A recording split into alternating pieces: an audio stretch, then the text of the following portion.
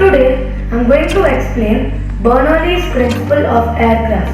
And by the way, in the previous video, I've explained why a laser can travel so far. Click on the above icon to see the video. So now let's understand Bernoulli's principle. So this is a rater. And now you can see the structure of this rater. The structure of this rater tends to push air down. So the air up will be fast. The air above the raters will be fast and below the raters will be slow. According to Bernoulli's principle in aircraft, when the air above is fast and the air below is low, it generates an uplift. So this is how drones fly and helicopters also. So when this spins fast, it generates an uplift.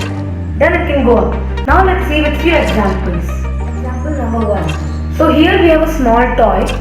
Here this also follows Bernoulli's principle. We can see the structure of it is like the previous rater. So now let's test this. So you just need to hold it like this with both the hands and just give it a small twist. So you can see it went really good. So we'll see again. So you can see that also went good. So now let's move on to example number 2. Now guess what is the second example? Ta-da! Here we have a drone. This is a phantom drone which also uses Bernoulli's principle. The rater I showed before was a part of this. So you can see raters over here. And now when I give it a small, so you can see it's generating uplift. When I place it on the ground,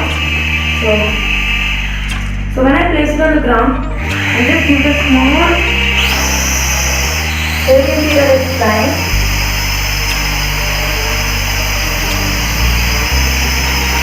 So this uses Bernoulli's principle. And when a drone is turning, what actually happens is it controls its power. So when I move it front, it terminates power over here. So the power over here becomes less. The power over here becomes high. So this raises up and this goes a bit down. So then the drone tilts like this and goes front. The same happens for all directions. So now let's see all the clips in slow motion.